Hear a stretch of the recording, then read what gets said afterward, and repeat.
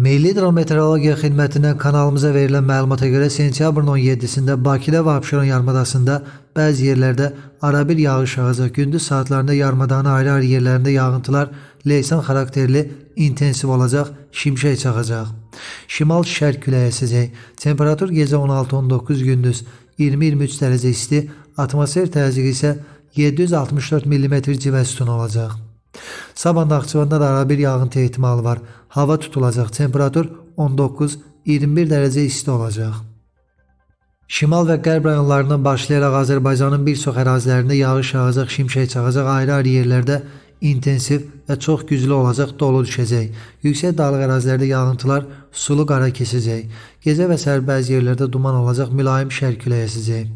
Temperatur gecə 13-17, gündüz 17-22, dağlarda gecə 2-7, gündüz isə 7-12 dərəcə isti olacaq.